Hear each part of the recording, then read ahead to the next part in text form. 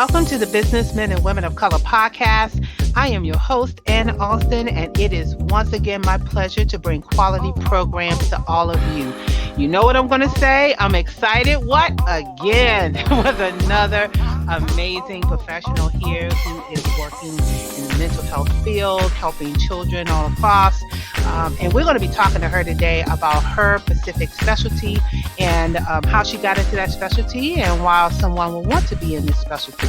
So in 2018, along with this interview podcaster who's supporting the small businesses, we have so many other people who have stepped up to the plate to join the movement to be on this platform. So if you happen to have missed it, don't worry. We're going to have another season in 2019. So be on the lookout for the call of speakers at the end of the year.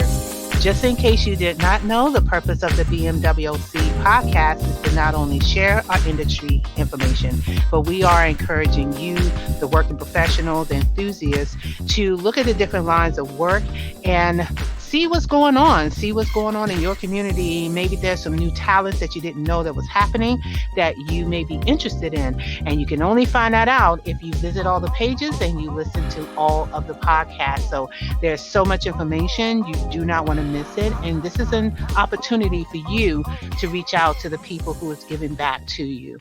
Before we get started with our interview today, we would like to take a moment to thank our corporate sponsors, which are Kat Serrano, LLC, Cheryl Wood Empowers, Concern and Learning, Evangelism Radio, Genesis Preferred Solutions, J Coach International, Nels Tax Help, My Financial Home, Power, STCI, and the Student Teacher, along with our other business partners and sponsors, and everybody on this platform who is helping to support this event. Today, as promised, we have another amazing young lady here who is also a doctor. And I'm going to read a little bit about her background and what she does for a living. And then we're going to talk to Miss April Lisbon. April was born in New York, but raised on a beautiful island of St. Croix, United States Virgin Islands. Dr. Lisbon has worked tirelessly to advocate for the needs of children. Her passion for kids began when she was just a teenager working at a local orphanage in St. Croix. This in turn led her to her initial journey to become an educator during the studies at the Florida State University. She went on to become public in terms of education and become a school psychologist, and she also became a mentor. She's a family coach and empowerment speaker who also helps motivate and equip families with exceptional needs and knowledge on how to live a purposeful life and develop self-care skills. And to that effect, she has a specialization of working to support mothers of children with autism. And she's going to be here to talk about that today as you continue reading on with her bio. And April, Dr. Lisbon, how you doing, girlfriend? I am wonderful, and you? I'm telling you, I am very, very excited to be talking to you today because this is such a specialized skill. And I want to give you a chance to just really talk about your background. And I read a little bit of it in your bio, but I would like to hear from you on how that journey was for you getting into this field. Sounds great. Honestly, when I began my journey, I had no clue what the role and function of a school psychologist was. When I attended Florida State University, I initially wanted to be a speech language pathologist like my stepmom because I loved the work that she did in supporting the needs of children. However, because of some choices that I made, like most college students do, I did not get into the program because my GPA was not where it needed to be in order to be accepted into the speech language pathology program at that time. So what I ended up doing was going through the course catalog and just finding something that I felt resonated with me. And I ended up pursuing my degree in rehabilitation services, which helped to open up the door for my understanding of working with individuals with disabilities. At that time, the focus was primarily on adults moving from, whether it would be from school or from an agency out into the community. The primary focus was supporting the needs of individuals with disabilities. Through that process, I found myself still having that need to work with children, primarily the preschool age, which is ages 3 through 5. That was my my desired goal to work with. And so after reviewing a previous paper that I had written for one of my classes in undergrad, I decided to do some more research on this idea of school psychology. And one of the things that I appreciated the most about it was that one, it afforded me the freedom to work with children. Two, it was an education, but not like in the classroom as my parents were in the classroom.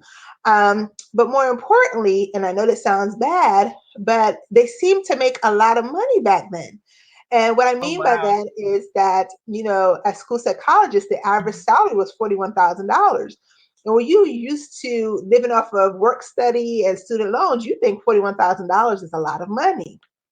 And so, through that process, I ended up doing my graduate work at Florida State University. So I'm a proud Seminole.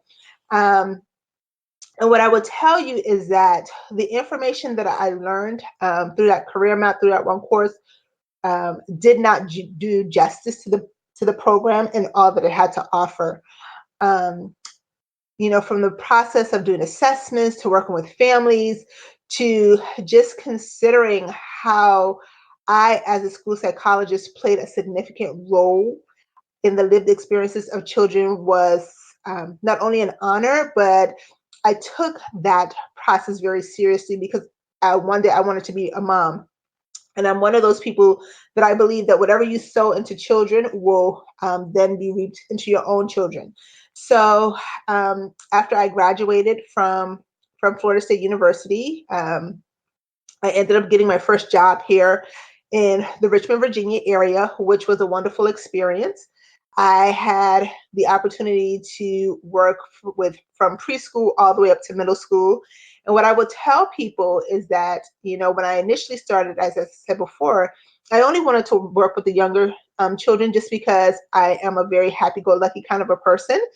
And I know that working with younger children, I could be extra creative and, extra animated.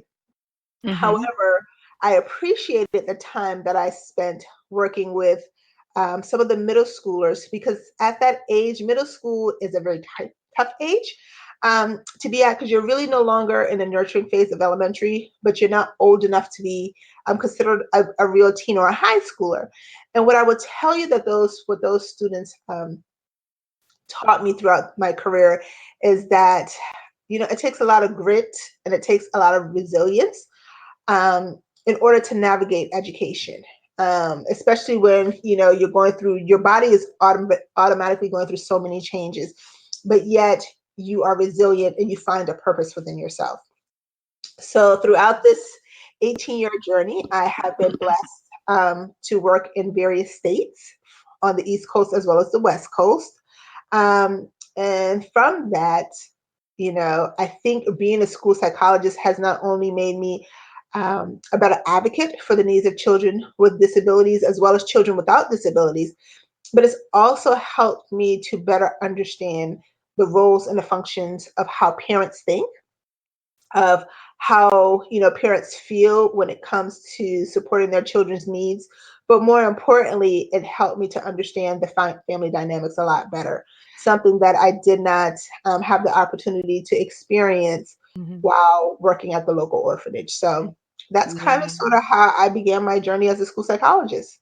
Wow, that sounds really amazing that you've actually picked up a lot of that when you worked at the orphanage and you saw something there that you had a talent to do and that you kind of just fit in like a glove. And you just took it to a whole new level when you went and, got your degree program to be a psychologist and just working with the different families. And so, one of the things I want to ask you in terms of just going to college to be a psychologist, where you were in the space that that you were in, between the culture that you have in St. Croix, Virgin Islands, and then going to Florida State University. What was the culture like in terms of you being an African American woman going into this field? Was it a lot of people in this field? Was it acceptable? Going back to the Virgin Islands. I'm really interested to hearing the difference in that. And the reason why I'm asking that question because I want people who's listening to understand that no matter where you are in the world, there's always different types of experiences, that we need to understand what's going on in the minority community and how people are reacting to folks that get into this industry if they're thinking about getting into this industry. Absolutely. You know what? Honestly, I don't think that there really was a cultural difference growing up in the Virgin Islands and attending Florida State University because we had a very large Caribbean population. So I always felt at home. I think what was the hardest part of my program of study was that I was the only African American. Um, Period, in my program of study.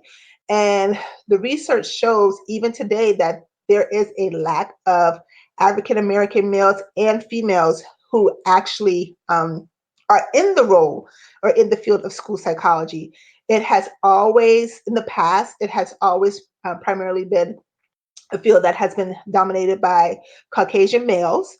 To date, it's primarily dominated by Caucasian females. But when I really think about my program of study, there weren't any other African American individuals within my program.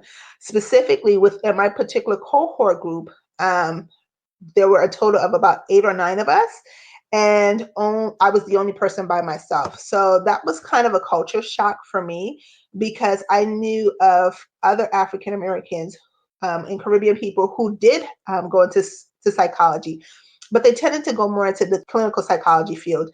Less went into school psychology, and I think a lot of it is because although I love what I do, there's not a lot of people question the level of prestige between being called a clinical psychologist and a school psychologist based on the discipline and how we are able to work with our respective clienteles, which for Okay. us, would be basically be working in schools.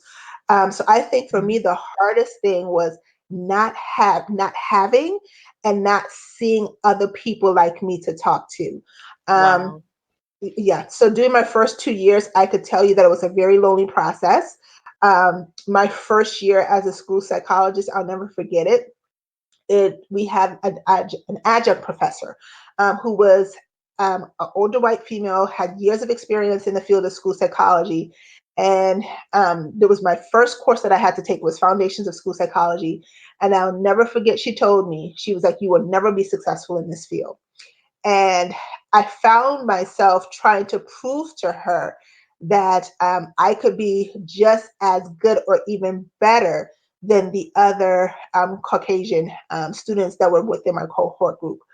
Um, but not having other people that looked like me, I felt like I was on my own island, waiting in the winds by myself.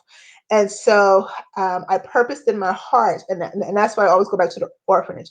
I purposed in my heart that um, even if even if I never worked, actively worked in the field of school psychology, I would always keep my 3 babies, and I still remember their names to this day. And that's been, oh my gosh, that's been over 30 something years since the last time I've seen these kids, Wow. for the most Okay. part. Um, I still remember saying that I will not give up on working with children. And so I made it through, I ended up passing the class. But yeah, it was a very hurtful experience, to hear that you are the only African American student in your Mhm. program. And rather Mhm. than supporting me, you're telling me that I would never be successful. So That here I is am 18 years horrible. I'm later. sorry that I'm so sorry you went through that, April. I really am, because what's really shocking to me is that with all of the knowledge and information about different careers, that there is a lack of minority and diversity in the area of psychology. And what was really profound of what you said was the status and the prestige between a clinical psychologist and one that works in a school, because to me, they're the same. I guess that's just me. Yeah. If you went to school and when you got a master's degree in psychology, you're a psychologist, whether you're in school or whether you're in a church or whether you in wherever, I just feel like it's the same. And to categorize it that way, I think it's kind of downplaying all that you have worked for just to get a degree in that field. And so, one, I applaud the fact that you did not give up. You stuck through it, you went through it. It was a lonely road, but you didn't stop. And that is the key. And everybody who's listening to this podcast, I want you to tell your friends and family we need more people like us in the psychology field, because you're not the only one, Dr. Elizabeth. I'm telling you, you're not Yes. the only one who has said that it was definitely a lack of our representation in this field. And with all of what we have going on with mental disorders and illnesses and stress and anxiety, and then we have mass shootings and we have people who feel like that there is no choice. We need people to hold it down and really support folks by getting into psychology and understanding human behavior. Mhm. And so I want to get into your next section, is that doing your practice of working with children, you're now working with those with autism spectrum disorder, ASD. And I wanted you to talk about how did you transition into that role? What has been the impact with you behind the wheel working with those families? You know what? Throughout my career, I've always, had one or more families, of children who I have had to identify with autism spectrum disorder. However, it really became real to me when I became the parent of a child with autism spectrum disorder. And what I will tell you is that what I learned in the textbook is nothing in reality. I remember there were so many times where I would do evaluations on, certain students, and I would literally say, okay, yes, you are the classic textbook child with autism. And then there were times when, I would work with these other children, and I was like, this kid doesn't look like they're on the spectrum. And, and it's mind boggling to me, because when I think about my own child, he doesn't look like he's on the spectrum. When I tell you he's mild on the spectrum, and I put that in quotes, it's one of those things where he doesn't exhibit the common characteristics that you normally hear and see about children with autism. And so, the reason why I've decided to kind of sort of focus in on working with families with children with autism, as well as other special needs. One is because it's very personal to me, it's very passionate to me. But also, I think about the marker of autism with that puzzle piece, and how, there's certain times when things will fit together, and then other times when things will be, just all over the place. And so the goal for me, when it comes to working with children and families with autism, is one, to help those children, understand what their triggers are, because sometimes for them, they really don't see or realize that the actions or the words that they're saying, can be hurtful to other people. Because like I tell people, even in working with my son, they work from a one-sided mirror, you know and so they are more in tune with their own feelings for the most part, and their own emotions.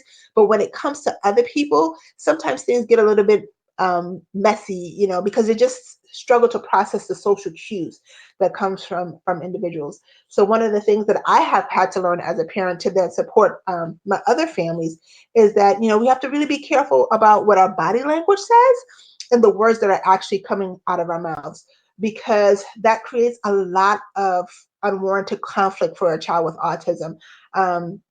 Because they're already sensory overloaded, whether it be through internal hormonal changes or, events that are happening outside within school, trying to fit in and things of that nature. And then when they're coming home, home is your safety net. Home creates stability. So if my body language and the words that are coming out of my mouth are incongruent, that can actually be a trigger for my son or other children with autism. And so for me, that's one of the things that I'm trying to teach families is one, understanding the triggers as for your child, but more importantly for you as that parent, understanding Mhm. what triggers you, Right. so that, you don't trigger your child. And through that, parents have to start practicing self-care, because Work isn't everything, and I'm being very real with that. I'm very appreciative of my job. I am thankful for the foundation that my job has provided me, not only in working with other children, but helping me to work with my own child. But one of the things that I will tell you throughout this process and going on this journey with my son is that work really isn't everything. Finding time to care for yourself is critical when you have a child with special needs because they are so dependent on you. And if Hmm. you are running and working on E, you're not going to be available for your child. Right. So, No, right. keep going because Yeah, you actually went right into my next question, which is, what would be your best practice? And you listed one about your self-care, but give me two more other really best advice for just being a psychologist and just working with kids with special needs or okay. even families. Because I want people who listening to your interview who is thinking about going into that. And matter of fact, not thinking, but I want you guys to go into this industry. Yes, yes. What two more pieces of advice can you give to them that will really make them understand all that is involved and why they should? Yeah. You know what? Not only self care, but talking it out, talking with people. The worst thing, and this is even if you're even going into the field of school psychology, where there you may be one of two, hopefully three people, in the discipline, but talking it through with other people. One of the things that I struggled with, because I won't say that I'm a proud person, but I'm a person that I like to figure things out on my own. And so, um, through this journey with working with families with disabilities, specifically with autism, and having my own child, what I found is that I have to talk it out. If I continue to bottle the hurt and the pain and the tears that come with doing this job as a school psychologist plus raising a child with disabilities, I will tell you I could potentially have a nervous breakdown because it's just too much. And oftentimes, those of us who are in the helping profession, like school psychology, clinical psychology, even school counseling, even social work, we have the tendency not to go out and seek help because we are the helpers. And so sometimes you question, well, if I go out and seek help and talk to someone else about the things that I'm going through, can I really call myself a psychologist? Can I really call myself a social worker? Because people depend on me. And so what I've learned through this process, it is important for us to release what we are experiencing, not only in our careers, but also, if you have a child with special needs, you need to talk this out. You need to release whatever is going on with you emotionally, because if you don't, you will end up burning yourself out. So that's very important. Talking it out, getting counseling. Some people don't like the word counseling, but if you don't like the word counseling, consider getting a life coach, someone that specializes and just helping you work through your process, helping you to develop, goals that you can work on so that you have a healthy professional career as well as a healthy personal career. Um, Hmm. and the final thing that I would say is, just thinking about this field, not only in graduate school, but even now being the only minority. And when I said the only minority in my new school district is to create a network around yourself. As I said before, there up to this day, and I started my program of study back in 1996. Up until this day, almost 20 years later, we still do not have a lot of minority school psychologists. And so, as I would tell people, I was blessed to work in urban education, and I will tell you, for the last 5 years, it was a complete and absolute culture shock working with so many African Americans and Latinx backgrounds, because coming primarily, with my program of study and just in all the other school districts, there really weren't a lot of people that looked like me. So to see, that there were people out there that looked like me, I'm like, oh my gosh, we do exist. But what I want to see is for Yeah. us to expand outside of urban settings and Right. start embracing other areas, because guess what? It's amazing to me when I go to a school and, an African American child looks at me and they're like, "You're a doctor? You look like me?" And I'm like, "Well, what is a doctor supposed to look like?"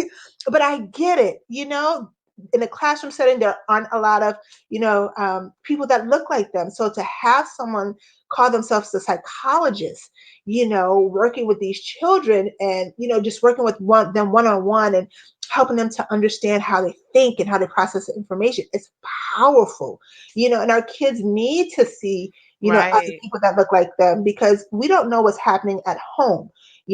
Parents are doing the best that they can with what they have. So the more our children start to see people that look like them, the more apt they will be. And like I tell people, not to say that you're not going to have some hills to climb and some failures here and there, but just like those kids at that orphanage had a lasting impact on me, that's what we can do as minorities in helping our children. If we want to see them succeed, we need to be visible, we need to be present, and we need to be available. And you guys need to collaborate too. That's my Yes. one I want to add to the list. Like you said, it's very powerful, and that's why I just love. I'm gonna say it over again. I just love this platform because I'm gonna tell you, I of all the people that's on here, I try to throw out a wide net so that I can actually reel that net in and bring us closer together. So I'm telling you guys, if you're thinking about, and I'm talking to the guys that are listening now, if you are in this field, you need to start reaching out to, April, some of the other psychologists I have here on this platform, the counselors, some of the, all the psychiatrists. I got all kinds of people on this platform because it is now time for us to stop standing in the shadows and start teaching our kids about all these wonderful and inspiring and interesting and amazing talents and skills that people are doing out here in the community. And April is one of them. So now you have the book now called Stretch Them, Finding Balance Working with Parenting and Parenting Children with Special Needs. I think I got that right. Yes. But I want you to talk about this book because it has a very long title. Yes. And I'm Yes. pretty sure that it's going to wrap up everything that you just said. But just talk about how you came up with the concept of the book and maybe give us a few nuggets about what's in the book. So, you know what? This book, I'm going to be honest, this book came about because I was ready to run away from home and run away from a job. Because I had gotten to a point where health wise, um, I was literally running on running on fumes. But I didn't know it until one day I had gotten sick, went to the doctor's office, and all of my red and white blood cells were just all out of whack. I was taking, high levels of medication in order just to restabilize, my body. And so the book literally came about as a release for me because I felt like I was being pulled from every single direction. My kids at my school, because they were all my babies, they seemed to be getting suspended left and right, while my own child seemed to be getting suspended left and right. And I was just like, I just can't take this anymore. It was almost like, that Calgon commercial. It was like, Calgon, take me away. Ah, I That used to was like me. that commercial. I was like, I just can't do this. Yeah, I And can't do it. so, I decided to write the book and just put it all out there. I Mhm. will tell you, it was not an easy task because for me as a parent with a child with autism, my son was initially diagnosed when he was 5. I did not come to terms with him having autism until he was like 10 and a half, almost 11. So this is something very recent for me, having accepted the idea that I have a child who's autistic, um, because I know what it looks like in the schools and what it feels like in the community and how people still have a negative idea and perception of what it means to have autism because they just don't understand it and they just don't know what it's all about. So I felt like I needed to release this book because, like I always tell people, although I've been in this profession for 18 years, I have been retired in my mind since my second year because it is a job that will push you to the limits, especially if you don't have people to talk to. And so I wrote the book, shared all my thoughts about, just working with the children and the orphanage and, how I came about to, come finding myself in the field of school psychology. And then, how I struggle, as as they call it, the gatekeeper of special education, and then being that mom, So when I'm at the table, it's almost like I'm like literally in a fist fight because I hear what I'm saying in my role as a school psychologist, but in my heart, I'm crying with those parents Mhm. because what you're telling me is that based on the information that you have right here, all of the hopes and the dreams, that I envisioned for my child, when I was carrying them in the womb and, feeding them and all that good stuff may no longer be existent, you know? And so that's kind of sort of how that book, goes through its process Mhm. of, almost that like tug of war, but in the end, I've learned to, put my trust and hope in the most high and say, God, I don't know what to do next. I'm doing all that I can, to support my profession, to support my child. But right now I need support. And so that's kind of sort of where I took initiative to the process of practicing self-care because in writing that book, I realized that I wasn't even supporting myself. So how in the world could I support someone else, as the school psychologist as well as the parent? So that's really what that book is all about, being open Mhm. and honest with myself, Mhm. helping parents who don't at times don't like me, because like I said, I am that gatekeeper of special education. Understand that not only do I see how and I feel what you're going through as a parent, but I also know what it looks like as a school psychologist and trying to help people to understand what this role looks like and hopefully create a supportive community between what we do as school psychologists and understanding the needs of parents and families and their children, as well as helping parents to understand what we as school psychologists go through and kind of sort of bridging that gap. Yeah, I mean, you're pretty much saying in a nutshell, if I heard, as I heard before, is that, you are intaking what people don't understand also, and I want to add this caveat again to those. When you are a psychologist, a life coach, or somebody who is just intaking a lot of information, particularly it might be negative or sad, or you have to be able to offset or have an outlet for those emotions. And you're dealing with other people's children on a daily basis, from what I understand and what I'm hearing from you. And so having to deal with that, and then now your son has autism, and you're like, oh, no, no, no, this can't be, Yes. is it just goes back to the fact that we are all human, and Yes. when things come close to home like that, we instantly go into denial mode. Like, it's automatic, right? We go into denial, we don't deal with it, and like any other person who is not thinking about it, it just builds up and everything. And so you've actually learned how to just put it in a book and go through that process by trying to figure out what you need for your self-care. And everybody is different, but from your book, they can look at your history and your experiences, and they can say, you know what, I think I might be able to do this for me and tailor it to my situation. And that's what's really positive about your book. And I want to thank you for writing that and putting it out there for people to be able to use and overcome as you did.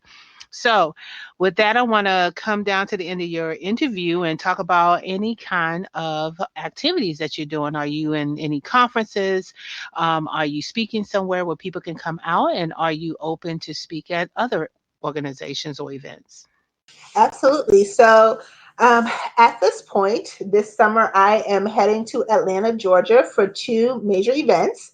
The first one will take place on July 14th, 2018, and I will be presenting at my book that you mentioned, Stretch Thin, Finding Balance, Working and Parenting Children with Special Needs at the Atlanta Kickback. So that will be in Duluth, Georgia on Saturday, July 14th, 2018. And then 2 weeks after that, on Saturday, July 28th, I will be a vendor at the Atlanta Small Business Expo. The location is to be determined, so I'm really excited about that.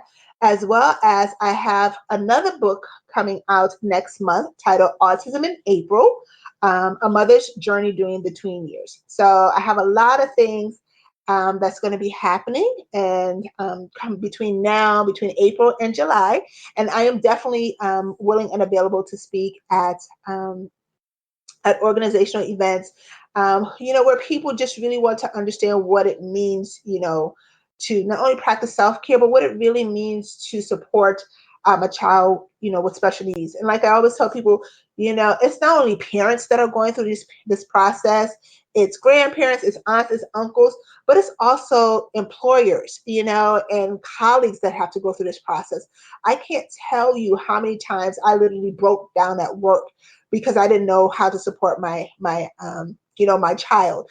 And the love and the support that I received from my colleagues last school year, I don't think I would have made it through last school year had I not had them there. So, what I do, although the emphasis is with parents and families raising children with special needs, I realize that it's a village approach that it takes to really support this community, working with children with special needs. So, Yeah, yes. fantastic. And so I want to thank you for sharing all of that information. And also, now that I think about it, and I don't want to forget that Dr. Lisbon is also going to be featured in the BMWOC magazine as one of our influential women. So be on the lookout for the magazine that was going to be out in March, but we're going to push it back to May because we have so many amazing people that we want to include on this issue with the launch of the BMWOC podcast for 2018. So make sure you check out that feature with women, the influential women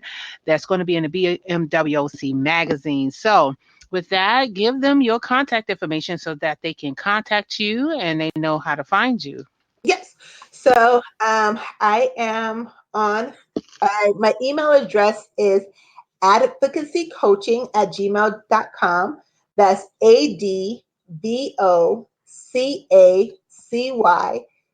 coaching@gmail.com. I am also on Facebook, and my business is www.facebook.com/the advocacy coach. You can also find me on LinkedIn, under April J. Lisbon. So I'm available on LinkedIn, as well as I'm also on Twitter. And my Twitter handle is Raise Your Visions. And that's RAISEURVISIONS.